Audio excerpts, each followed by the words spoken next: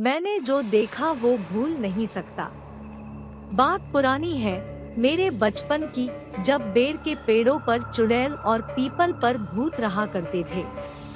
तमाम कहानियाँ थी जो अक्सर दादी और नानी सुनाया करती थी। वो दौर था चिट्ठी का, टेलीफोन का, संचार क्रांति और इंटरनेट से अछूता एक दौर। 10वीं की बोर्ड परीक्षा देकर मैं गांव आया था। दादी जी और दादाजी को इंतजार रहता था गर्मी की छुट्टियों का, उतनी ही खुशी हमें भी होती थी गांव पहुंचने की। बात पुरानी है, मेरे बचपन की, जब बेर के पेड़ों पर चुड़ैल और पीपल पर भूत रहा करते थे। तमाम कहानियाँ थी जो अक्सर दादी और नानी सुनाया करती थी। वो दौर था चिट्ठी का, टेलीफोन का, संचार क्रांति और इंटरनेट से अछूता एक दौर। 10वीं की बोर्ड परीक्षा देकर मैं गांव आया था। दादी जी और दादाजी को इंतजार रहता था गर्मी की छुट्टियों का, उतनी ही खुशी हमें भी होती थी गांव पहुंचने की। माखन रोटी से दिन की शुरुआत, देसी घी की खुशबू से महकती रसोई और जामुन के बगीचे में पेड़ों पर चढ़ना, मीठे आम और जामुन का जायका लेना। वो दौर था जब गर्मियों में बिजली की पर्याप्त आपूर्ति नहीं थी। सभी लोग ज्यादातर समय बगीचों में बिताते थे।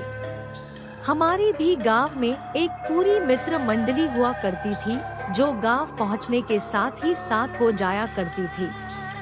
सुबह कुएं से पानी निकालकर दिव्य स्नान के साथ ही दिन की धमाचौकड़ी शुरू हो जाती। 10 बजते बजते दादी घर के भीतर आने को आवाज लगाती। दादाजी दालान में रेडियो सुनने में व्यस्त हुए, इधर हम सभी दोस्त फुर्सत में। दोपहर में पेड़ों की सबसे ऊंची डालों पर ठिकाना बनाना और फल खाना दुनिया भर की मस्ती। दादी बाहर निकलते ही दूर से चिल्लाती, गिर जाबे रे पपियवा, रुक तोहरे बापे से कह, उतर नीचे। उतरना भी पड़ता था क्योंकि प्यास लग जाती थी। नीचे उतरते ही दादी के हाथ का दही से बना शरबत। सच पूछिए तो उस दौर का सुख आज अकल्पनीय है। 4 बजते गाय के खाने का वक्त होते होते सूर्य क्रमशः अस्ताचलगामी हो जाता था। ताप कम होते ही हम सभी दोस्त घूमने निकल पड़ते थे। सुदूर गांव के दूसरे छोर पर खेतों की ओर, दूर दूर तक सिर्फ खेत। बीच में 1-2 पंपिंग सेट और मचान या छोटे घर। शहर में रहने के कारण निर्जनता कुछ ज्यादा ही रोचक लगती थी।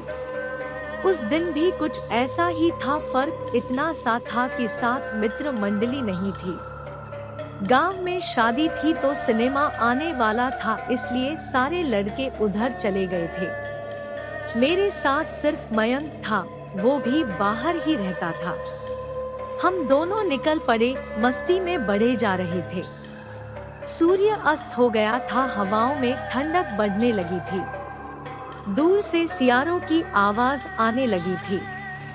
हालांकि अभी उजाला था, पर ऐसा जो सिर्फ कुछ पलों में अंधेरे में बदल जाता। हम दोनों गांव से लगभग 5 किलोमीटर दूर निकल आए थे, उस आखिरी बबूल तक जहां दादी जाने से मना करती थी। बाकी लड़के भी उस ओर जाने से कतराते थे। आज मौका था, इसलिए हम दोनों ने ये दूरी तय कर ली। इस वजह से शाम अपने अंतिम पलों में पहुंच गई। बबूल तक पहुंचने पर होश आया, समय ज्यादा हो गया। दादी डांटेंगी, ये सोचकर वापस मुड़े और तेज कदमों से वापस लौटने लगे। अभी मुश्किल से 100 मीटर आगे बढ़े थे कि पीछे से आवाज आई, कौन है रे? हमने सुना पर अनसुना कर दिया, क्योंकि हमें लगा हो सकता है किसी और से बात हो रही हो। बोलने वाला स्वर स्त्री था, साफ महसूस हुआ। हम आगे बढ़ते रहे, फिर वही आवाज। तो हमने सोचा देखना होगा, कोई हमें ही कह रहा है। हम मुड़े तो देखा, सुखमनिया खड़ी थी। बिल्कुल साफ सुथरे कपड़ों में, कुछ अलग सी। वो हमारे खेतों की देखरेख करने वाले उमेश काका की बेटी थी। यही पास में हमारे खेत थे, जहाँ रहकर ये लोग खेतों की रखवाली करते थे। दिमाग में ये ख्याल आया तो लगा वो मुझे पहचान नहीं रही। मैंने कहा हम हई रे। पल्लव चिन्हली की नाही डॉट। अभी मैं कुछ और कहता कि उससे पहले ही वो बोल पड़ी, यहाँ काहे आ गए एहर मत आवल कर। आगे बढ़ते हुए उसके ये शब्द कानों में पड़े तो गुस्सा आया। इसकी इतनी हिम्मत। पीछे मुड़े तो देखा दूर दूर तक कोई नहीं। आवाज भी दी पर कहीं से कोई जवाब नहीं। मुझे लगा वो डर कर छुप गई।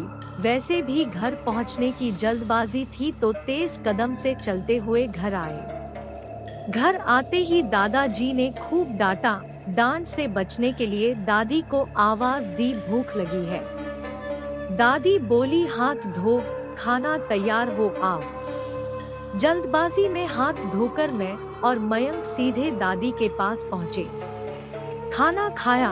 उठते हुए दादी से कहा, दादी उस सुखमनिया हमको कौन है रे बोली। दादी ने हैरानी से पूछा, दादी कौन सुखमनिया।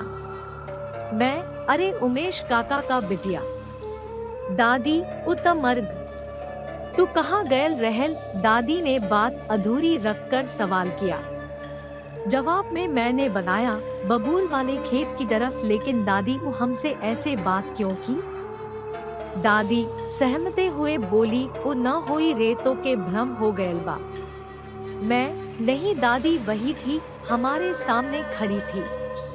दादी, लेकिन उतमर गयल बा का कुछो कहलेस तो से। हाँ कही थी इधर मत आना। दादी, अब कभी ओहर मत जाए बचवा। शीतला माई रक्षा कैली तोहार। कहकर दादी ने गले लगा। वो रो रही थी। ये सुनकर मुझे पहली बार डर लगा। मेरे साथ गया मयंक सुनकर बुरी तरह डर गया। दादाजी उसे घर छोड़कर आए। वो पूरी रात बुखार में रहा, बाद में पागल हो गया। वो अब गांव पे ही रहता है। कोई भी नजर आए तो सिर्फ यही पूछता है, कौन है रे। जमाना बिल्कुल बदल चुका है। ये बातें फिजूल है सभी के लिए। फिर भी उस रात जो मैंने देखा, महसूस किया, कभी नहीं भूल सकता।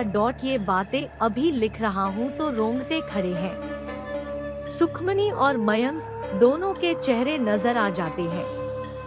भूत है या नहीं, बड़ा विमर्श है। क्या रहस्य है कोई नहीं जानता, पर मैंने जो देखा वो भूल नहीं सकता।